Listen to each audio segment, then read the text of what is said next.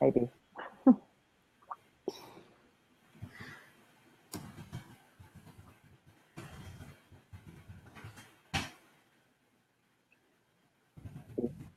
I have the Aretha Franklin song in my mind.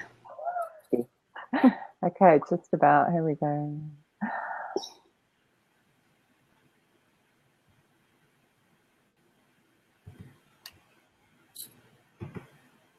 Hello and welcome to the Social Recruiting Show. I'm Katrina Collier. I'm a social recruiting trainer and keynote speaker. I'm of course, I can't speak, joined by my gorgeous co-host, Audra Knight, who is an employer branding genius, nerd, geek, whatever she calls herself this week, bass player, and all-round groovy person with purple hair. Today is our 50th show. Yay! We're slightly excited. Just slightly. Yeah, we're doing jazz hands.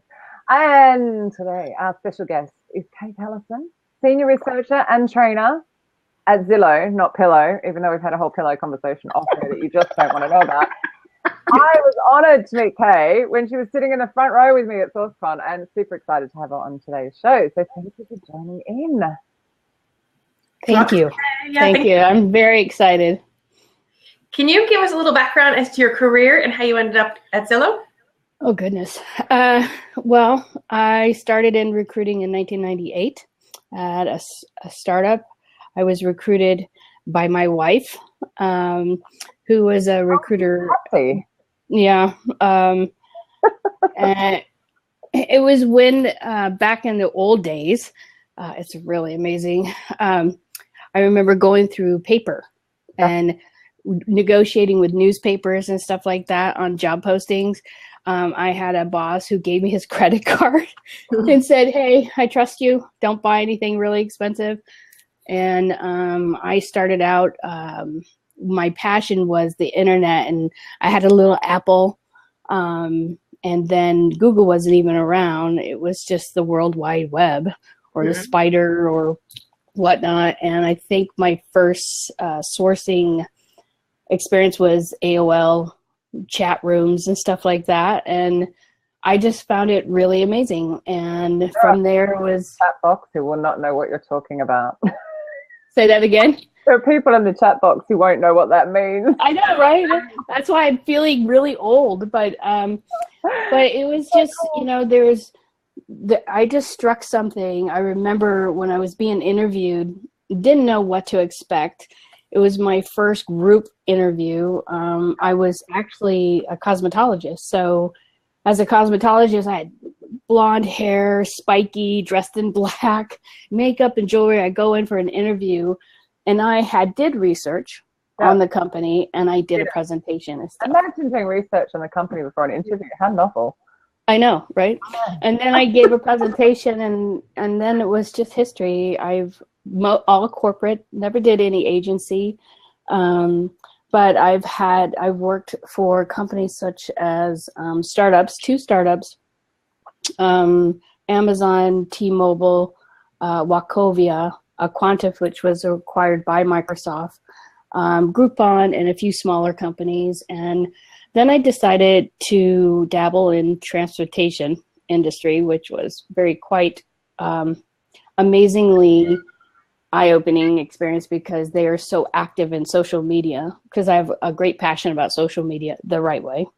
And then I just thought, you know, I'm going to consult, because I just feel like my role was getting more senior enough, but I really was determined to stay in the sourcing research realm, because every time I took these jobs, they saw like something, some companies want to see, like they hire you for a role, but then they want you to do more.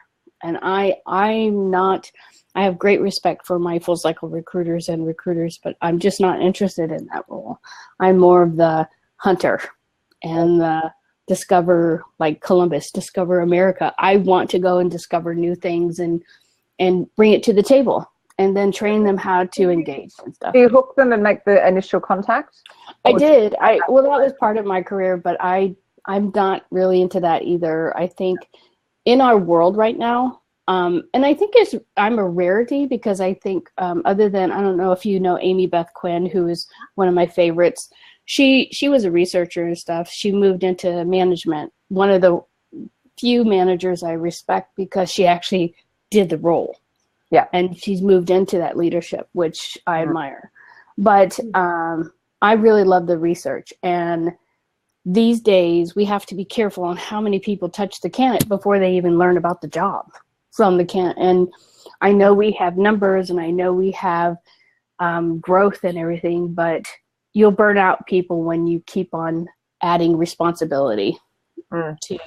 So I've been, you know, at this old. You remember at SourceCon, for example, when I do this at all the conferences, I asked, you know, who woos the whole way through, and it was the majority of the room. And considering it's a sourcing conference, Yep, there was very little research going on. So you're absolutely right. It seems to have faded well, away. and I think that's a cost-cutting thing.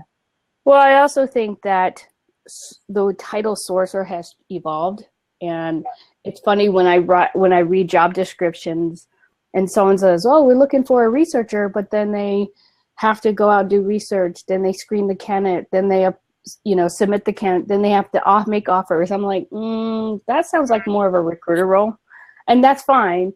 But I think we just tend to use keywords to get an interest, and then it's disappointing because they haven't done their homework on the individual. And then you start questioning what's their vision of the individual's career, and do they respect and relationships, right? And which so talk about, of course. Yeah.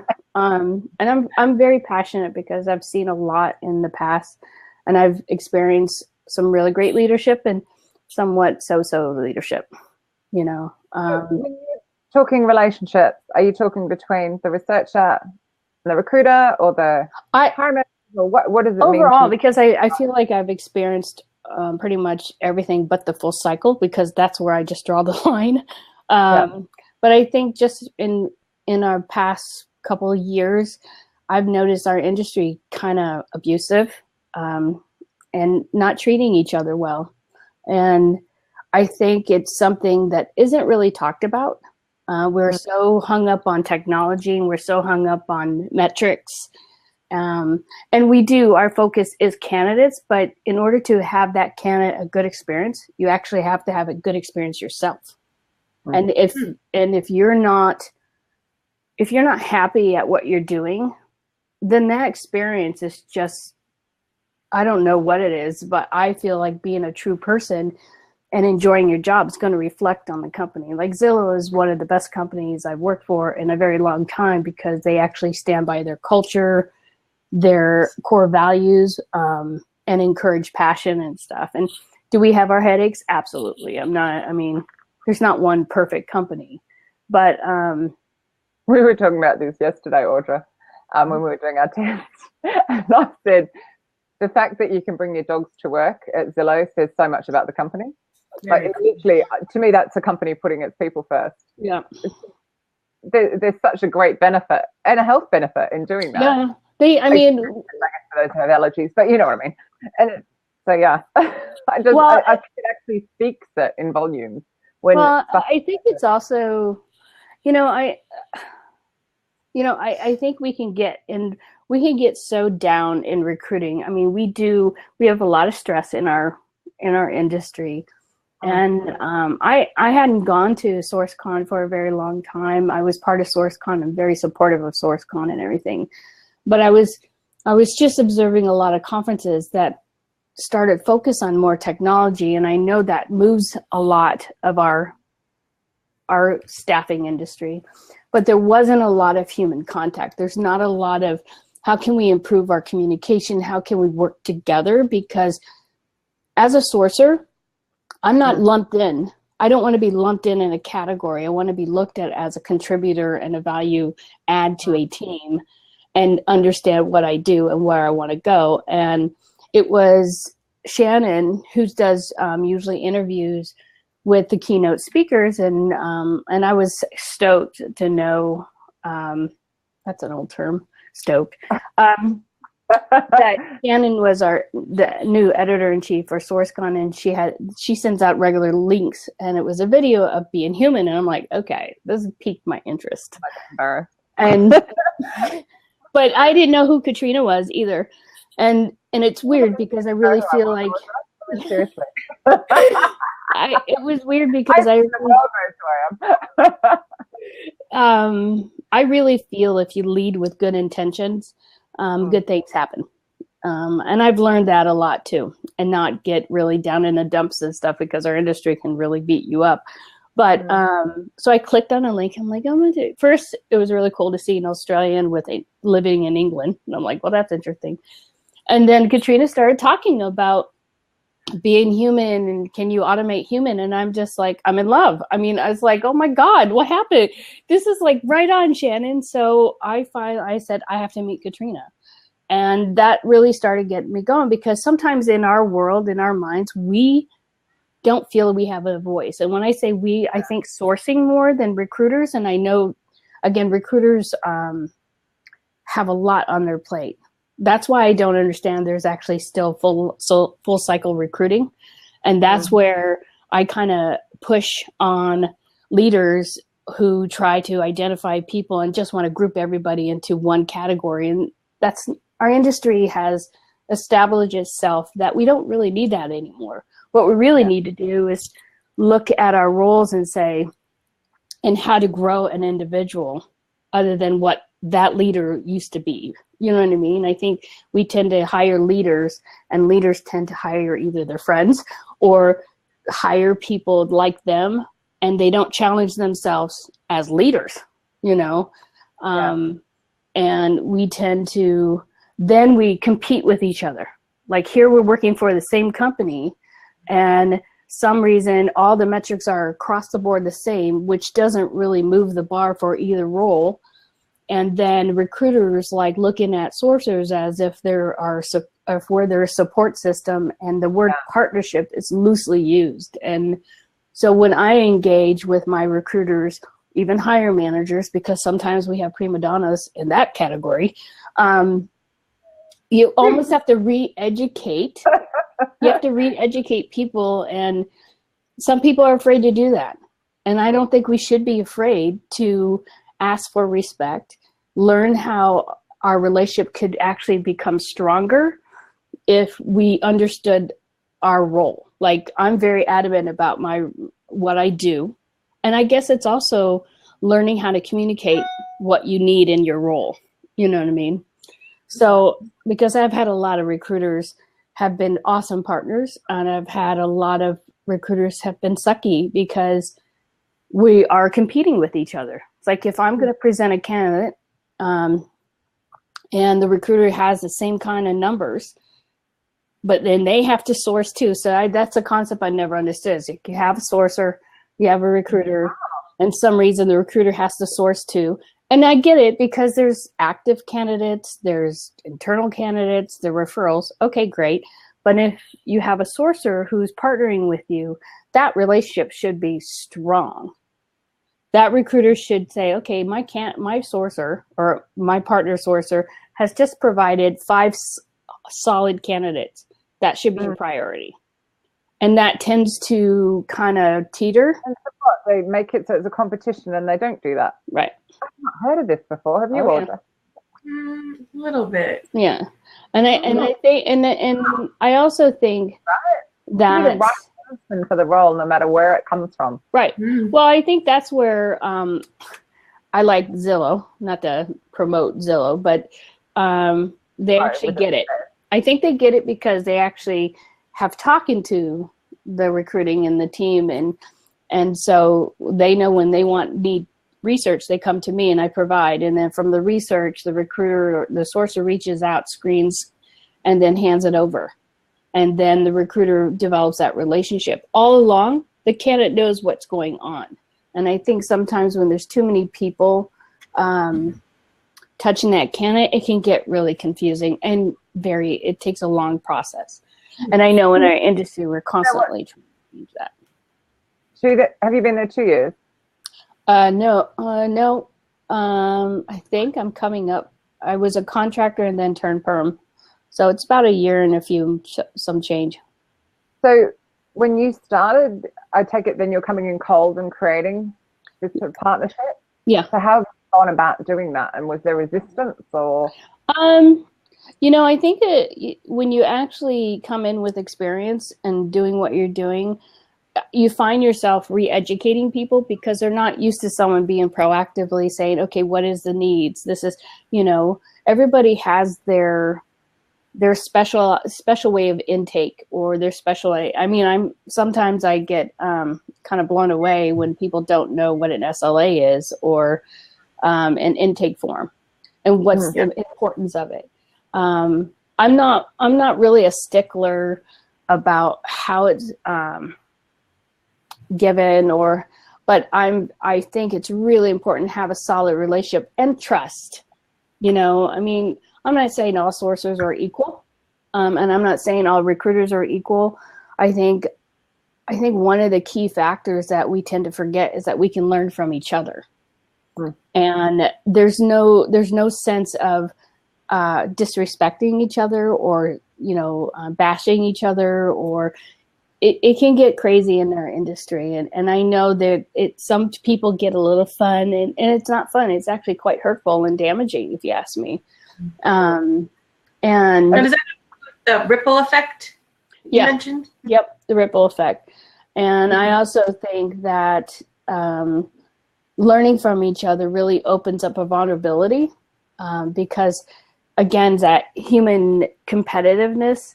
I feel that when I meet with my recruiters or even hiring managers, I don't pretend to be what I'm not, but I bring table what I know. And I bring like that, or do you think that's come from experience? I don't know. I think I've always been that way, though. It takes a brave person to go, do you know what? I don't know that. And I think some of us feel under pressure to go, I do. Yeah, that's the vulnerability. I get questions all the time, and I'm like, I can't actually answer that, but I'll go find you someone who can, or I'll come back to you. Do you know what I mean? It's like I've done that in my 20s. Yeah. Audra went to say something, and I cut her off as you. I think some people just think it means that they're weak if they say they don't know, but it's just worse if they try and cover it up, for sure. And, I think it's, and especially in a sourcing role, because, again, I can only speak for what I know and what I've done in the past, but in a sourcing role, we tend to be in the back. Even though we talk to the candidates and stuff, it's just our nature to be the quiet, silent person to do our job and present and stuff like that. And honestly, I give credit to SourceCon because SourceCon gave me an avenue, a voice. And I didn't even believe that I had anything that important to say. But I also think it's a certain personalities. There's certain personalities to be an awesome recruiter. And there's personalities. And I think that's where we miss the mark sometimes when we get in a reactive recruiting model. Hurry up, hire, wait. Hurry up, hire, wait. Yeah. And I know it's a challenge because we all talk about authenticity. We all talk about innovation, but we tend to go right back to what we know. And the confidence that I've built, but I've also put myself in vulnerability to where, look, I don't like talking to candidates. It's not my thing, to be really honest. But what I do like is learning new tools, learning how to engage with people. Because if I'm going to engage with people, I want people to know me first before I know them.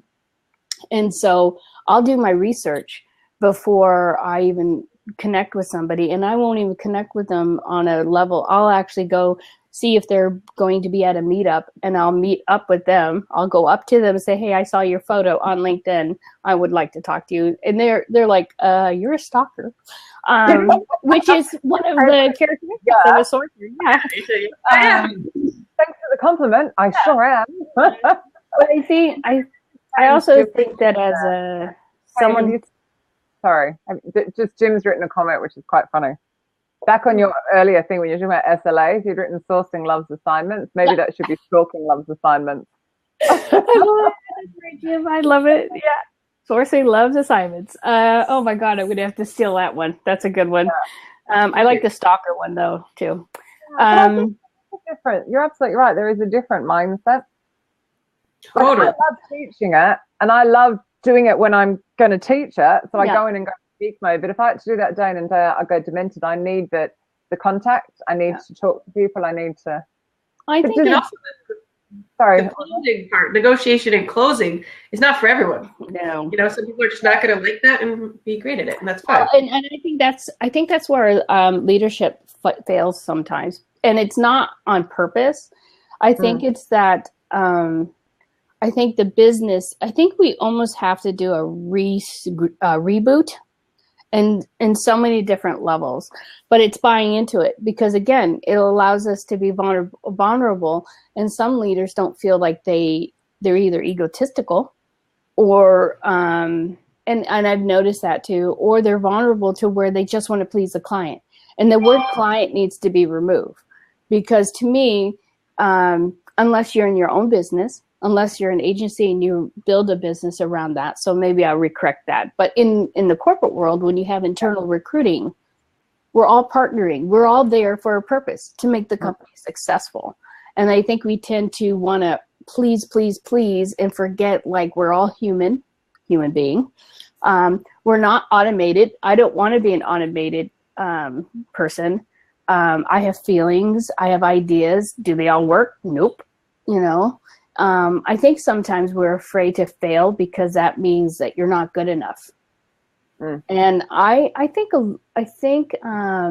gosh, I'm not going to say the company, but I think after a few experiences, I decided it's like, you know what, I have to change my mindset to where I am a really good sourcer, a really good researcher. So I'm actually changing my title to researcher because sourcer is just like, it doesn't have any stand. Yeah. When you say recruiter, you know what it means. You say sourcer, is that a recruiter? Is it a pre-screener? Is it, a monkey? I mean, I don't know what it is anymore. Well, that was that whole thing, wasn't it, about, what you're talking about isn't right for this audience, and yet that entire audience are making contact the whole way through, yet they're meant to be sources. Yeah. And you're saying, yeah, absolutely. And I think it depends on the company. Yeah. It depends on actually how much the company is prepared to invest in recruitment, which again goes back to the crazy thing.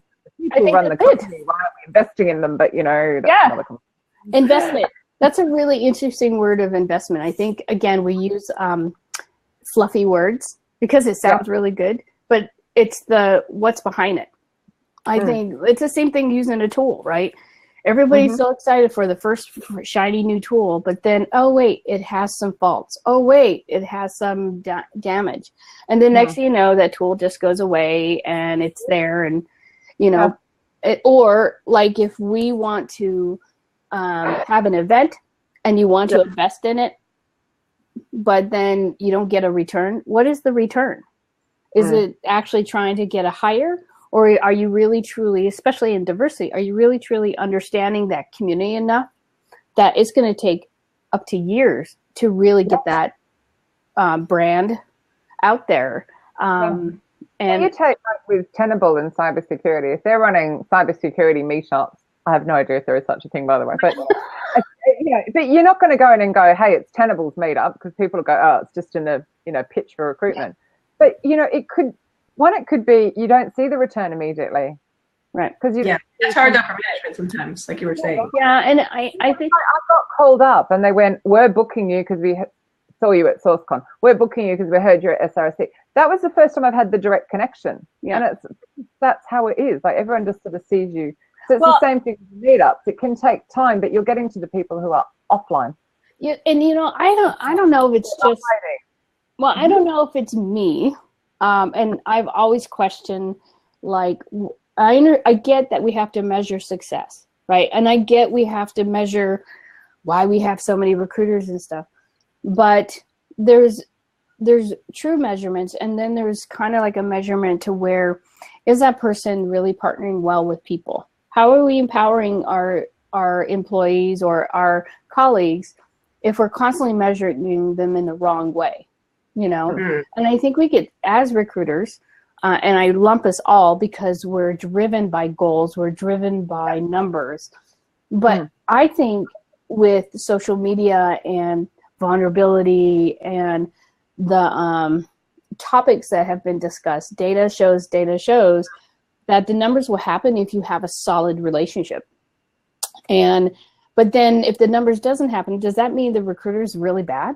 or, you know, because there's so many things to take in consideration. And it's sort of like such an old conversation, but it's constantly being had. So how are we changing it? How we challenge our leaders? Like, you know, I can't tell you how many recruiters have lost their jobs because they couldn't hit their numbers, but they're awesome recruiters. They have great relationships with hiring managers. They have great relationships. But then, you know, I also have heard, oh, recruiter comes a dime a dozen. No, they don't. I disagree with that.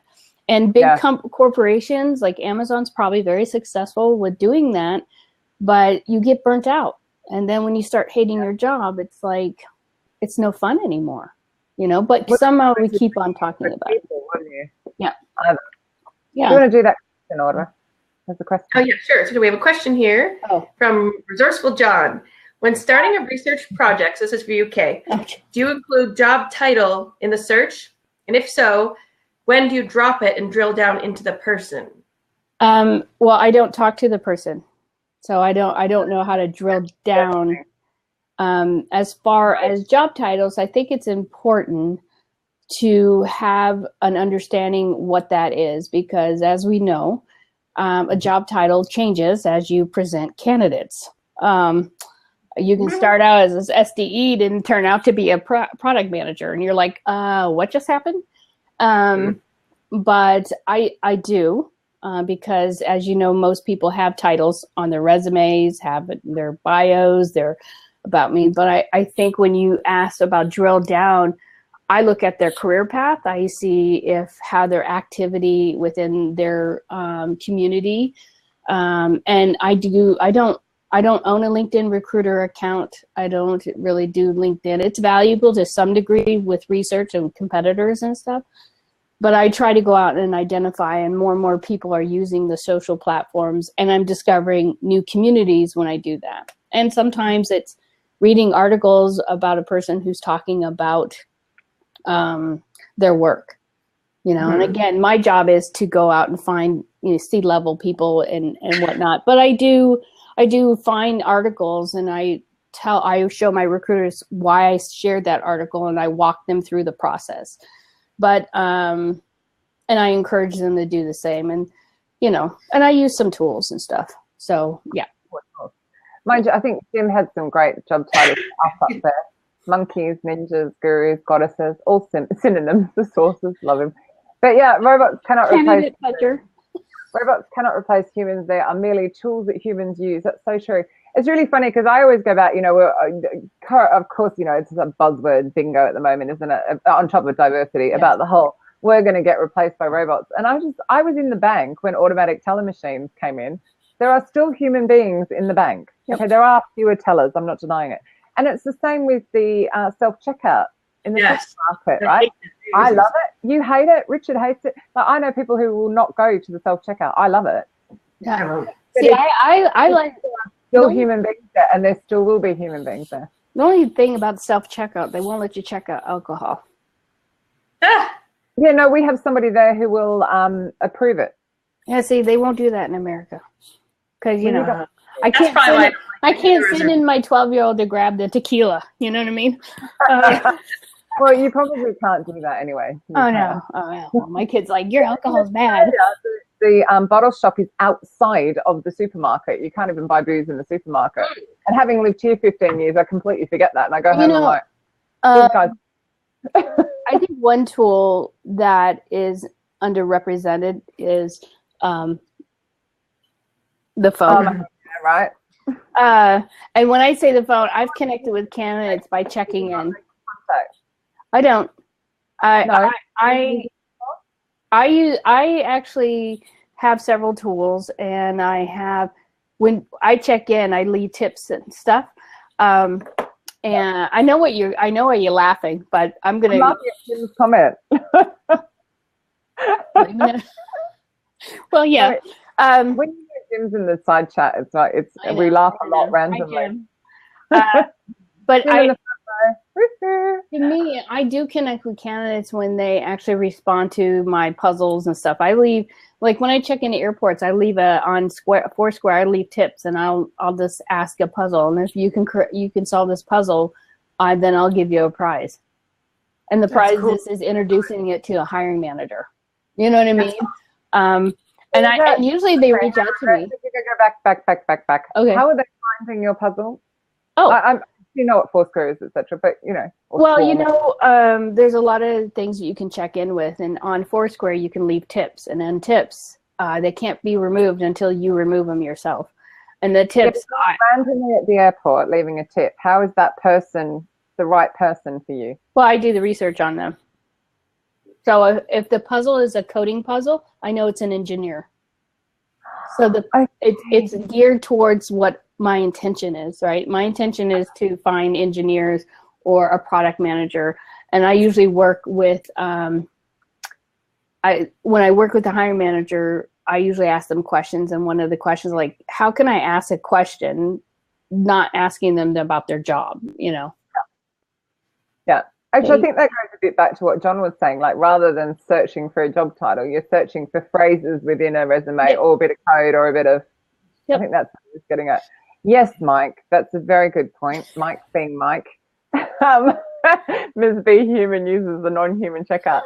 Okay, let me just explain that one, because it's quite important on this, our 50th show. In the UK, they are timed at how fast they swipe it and bag it. So they literally swipe it and throw your food.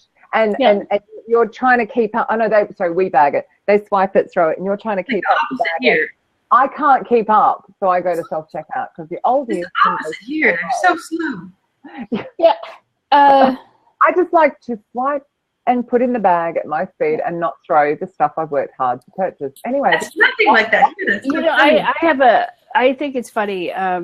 Someone we have says, to bag ourselves, though. You what? We have to bag it ourselves. Yeah. I hate that. Yeah, I forgot about that. They literally throw it. Oh my God. It's me throwing it and stuff. Nothing to do with people ask me. And, you know. People ask, like, Kay, what kind of tools do you use? And I'm like, I'm the tool.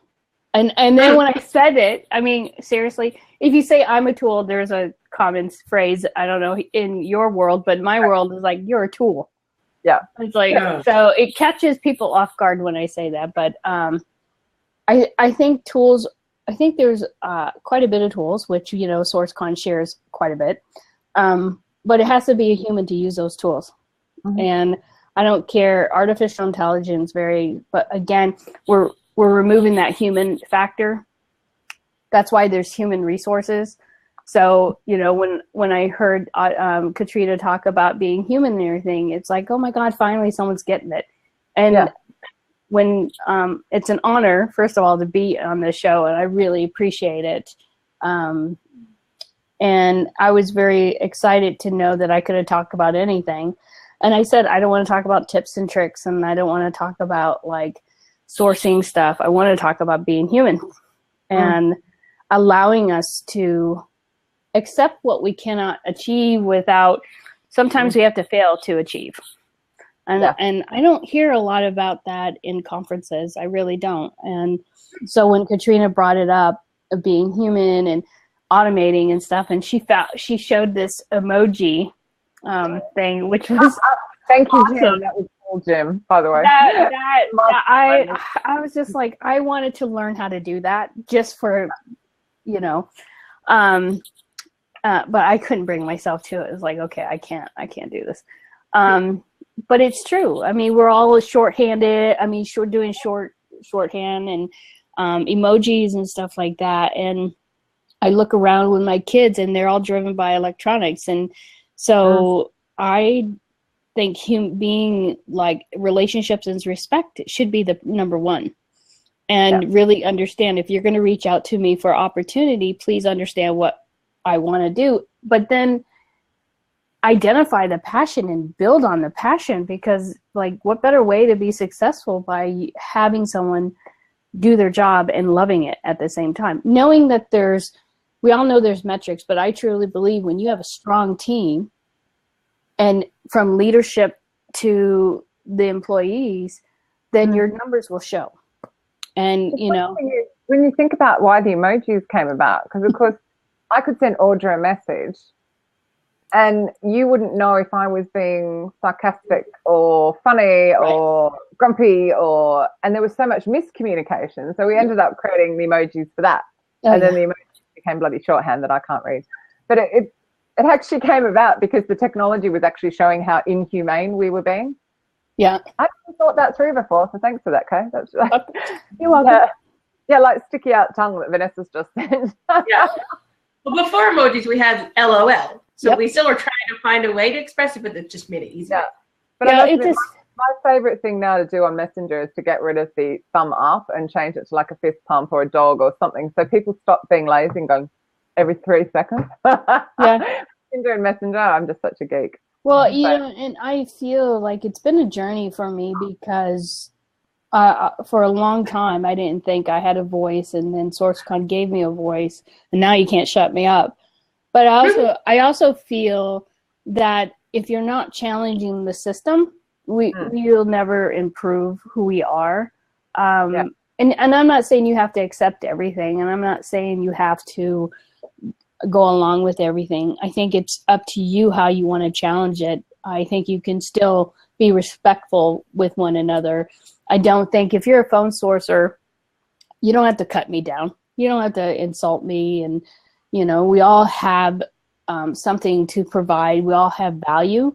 And I think our industry is hard enough that without putting each other down. And then I also reflects on the leadership that you're drawn to. If you're drawn to people who like micromanage and want you to do numbers, then, more power to you. I would end up like probably in prison or something because I don't want to be treated like an automated person. I want to be treated with respect. Is there things that I do that I have to do that's uncomfortable? Yeah, but I think that's a personal growth. You can do it, or you can have control on what you want to do. But if you do that, bring to the table the knowledge that you bring. And sometimes I think we sell ourselves short, and we're not coming to full tilt of who we are. I mean, I know it sounds really spiritual, but I'm a very spiritual person. So sounding decidedly like a millennial. Apparently that's what they all want. What everything you've just said you want. Yeah. Self-respect, a bit of choice over career, a bit of could you manage me the way that's best for me so that you bring out the best in me, all that kind of stuff. Right. Well, it also makes you wonder, like, I've had some really great leaders and I have some really great mentors. But you also makes you wonder who's helping them, I believe in mentoring people, and I believe in being a mentee, and I find it really interesting. And I think we talked a little bit about this yesterday, Katrina, how hard it is to ask and how hard it is to give. And for me, I find, and I was raised on, what's that saying? Do unto others as you want to do unto yourself, or something like that. I'm not really good at quotes, but you know what I mean. And I've lived that law for all my life, and I raised my kids that way. And when I don't have time, speaking of kids, sorry, when I don't have time, I don't let that person know, but I still connect with them. I believe in good intentions, and I believe that if you help someone, it's going to come back. And I really feel that has happened, but it's taken me some time to allow myself to be open. I think vulnerability is something that we're not used to in our industry, and I also think you should surround yourself. People industry. Huh? Which is crazy because we're a people industry. I know. I know. And I also think that we all have our tribes. And, sometimes you look and it's like, oh, that's not my tribe for me, and stuff like that. But I really work hard on not judging. And again, it's really hard not to. So I think that it would be great to see more leadership talk about being human than data or numbers, or this is how I designed a recruiting team. And it's like, really, the recruiting team has designed it. You know what I mean? Do you think that's going to change though? Because I feel that, I'm talking about with, even though you were concerned that search might go from Google, but that Google world we live in, that we see in, I don't think, again, I still don't think it's just the millennials who actually want to know what the CEO is up to, want to know what the managers are up to, like want to see it all before they want to come and work for you. Yeah. like there has to be a shift to them being more open and I think it's what they're doing and the direction and. Well, I think that's why I think you get to a point in the hierarchy or the leadership that where the mentorship is not there. You know, I think all leaders can improve. With the CEO of Virgin, Branson, he's amazing. I mean, I've never met him or anything, but what he talks about is like, wow, people can really learn stuff from him. You know, he has dyslexia. I didn't know that. That's an eye-opening. But I also think it's not just the leaders. I think just the business alone, like running a company is not easy. So, you know, how are they leading the company? You know, how are they setting examples? And then again, I think it's like, you know, there's so many different factors that most of us may not even understand. But I think when you treat people, because you're running a business, and I understand that, but I think that when you actually understand the individuals and passion, why not believe in that they're going to do their job? Like, so in other words, like would not take a job at Zillow if I didn't feel like they didn't believe in me. And they actually show that they value me. They want to know my opinion. Do I always get my way? No. I wish I did, but so do my kids. How do they show it? Obviously verbiage, but by actually implementing the change, by actually saying, let's try it, you know. One of the things I love about Zillow is that you have area, you have space to try and then space to fail. But it's when you fail is what do you do next? You just accept failure and say, oh, just push it under the rug? Or do you take it and learn from it and say, okay, so this is what I learned from this. This is how we can improve it. Or my bad, it didn't work. It's not putting the company at any risk. It's not, we don't do anything like that. I mean, there is a level of professionalism that I hope we all have. But I think it's also having a leader who empowers you to be your best person. Yeah. You know, and still hold you to like, okay, you're going to do this. So I want to see some results. What are your measurements? What are you going to do about showing the value that you were so passionate about? We're all in charge of our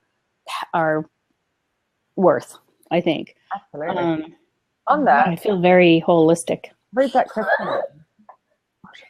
Sure. Yeah. So, Kay, what type of artist are you? We saw that on your, I think, LinkedIn, right? Goes with it, right? Because that's who you are. I like, who's this? Resourceful John. Love him. I like John. Thank you, John. Well, first of all, I appreciate that. If I could, I'd live like an artist. Sounds kind of cool. Tell us. Artist. What kind of artist are you? Ooh, it's a hard one. It's kind of hard because I paint in watercolors and I paint in oils.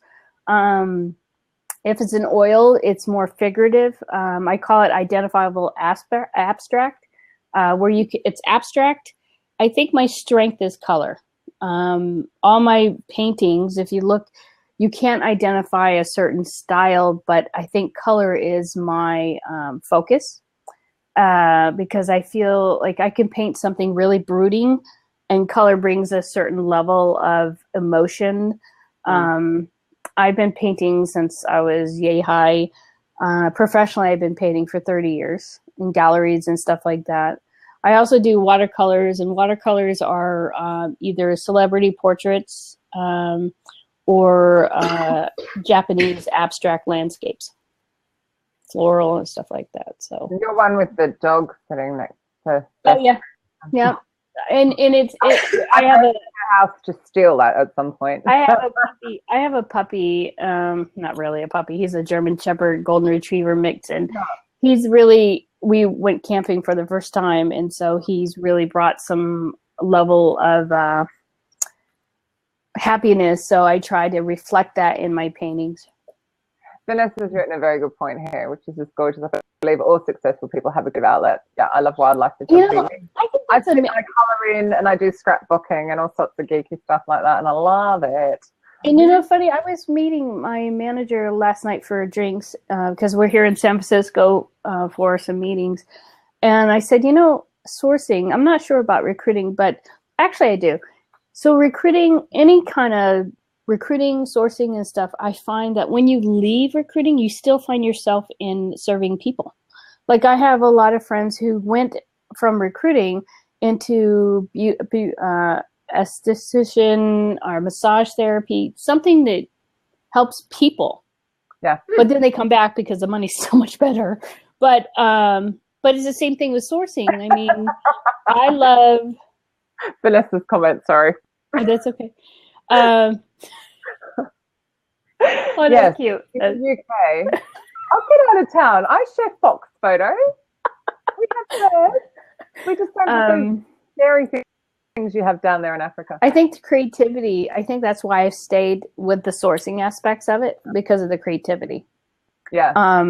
And I think I've met some really incredible recruiters, a lot more than none, that love their creativity is their words, the way they speak to people. You have to be creative when you're making offers sometimes, and you have to be creative on when you're dealing with a prima donna hiring manager, you know, which are many.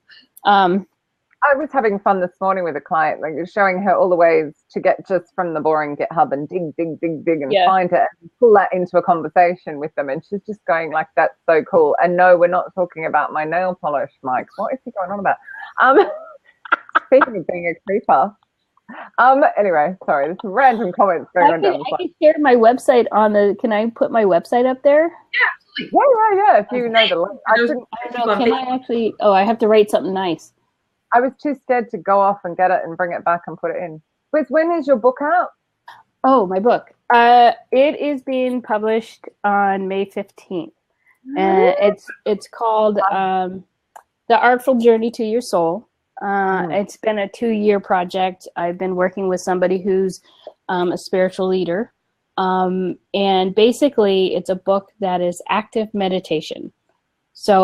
And self-predictions. So you have you color a medallion. As you're coloring, you're doing a meditation, and the primary color will show you that day what your day is going to be like and stuff like that.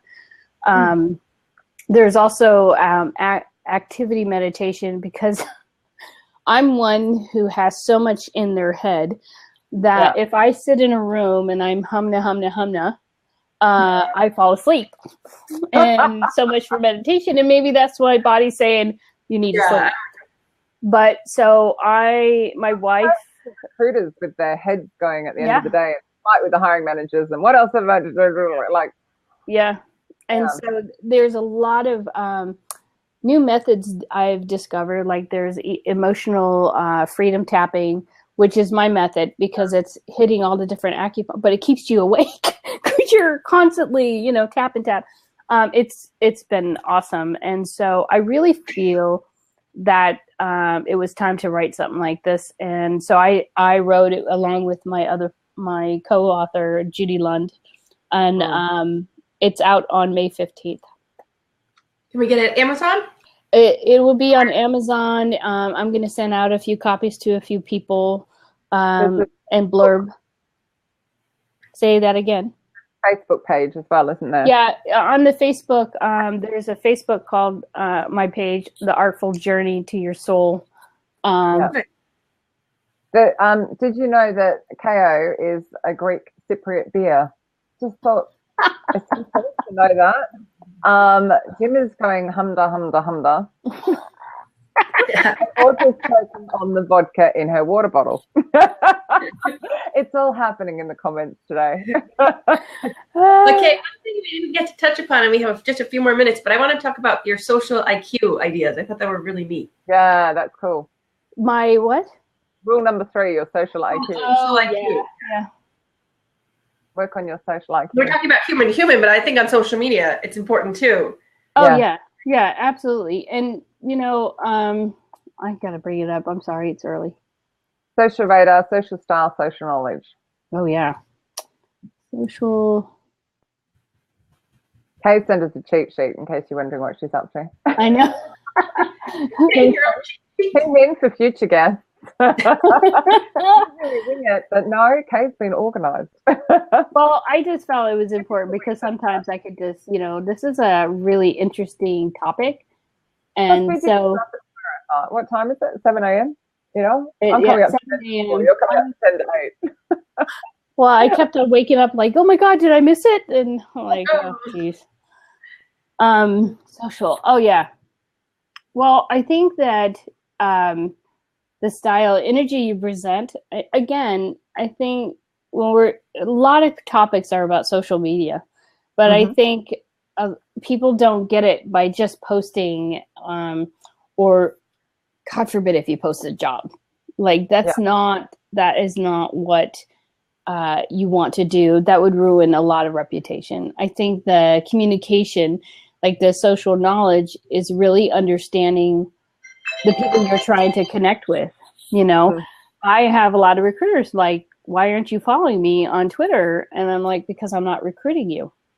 I'm not trying. I mean, I'll help you and I'll actually, try to find people for you. But people I'm trying to connect with are artists, are engineers, I've researched across the board. So it's not just technology, but I do marketing. I do human resources, finance, lawyers. Oh my God, they're the hardest.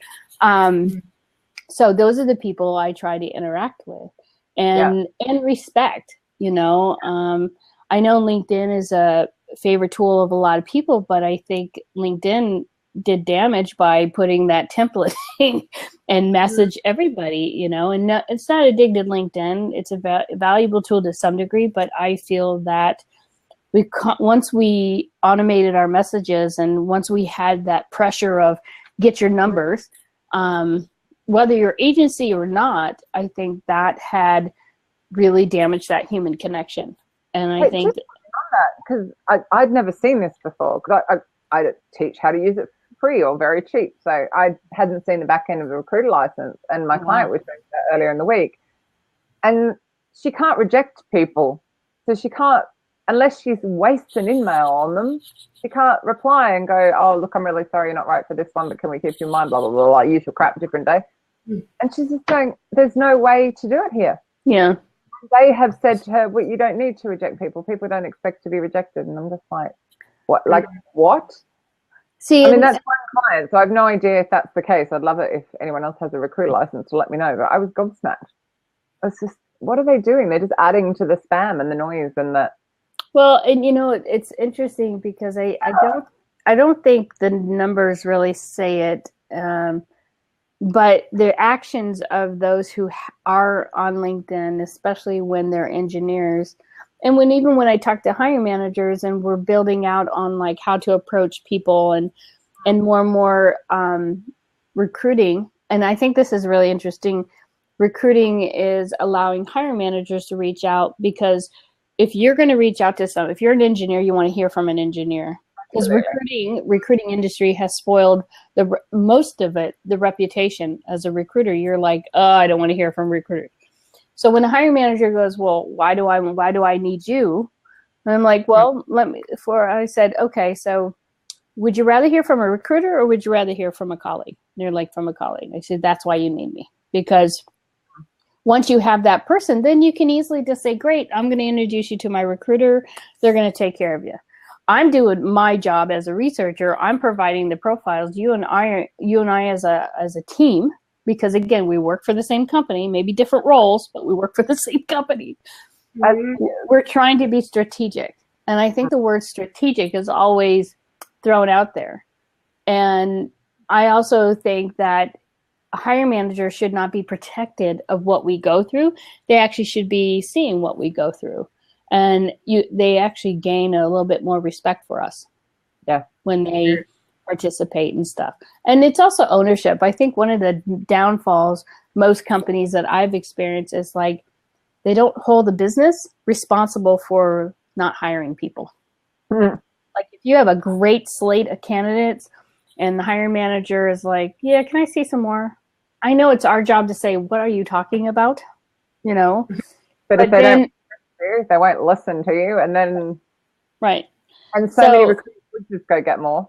So it's refreshing. Like it's refreshing to me to work for a company like Zillow, to where I can go to the CTO, or I can go to an engineer and saying, hey, I'm trying to get a hold of this candidate. Would you send an email?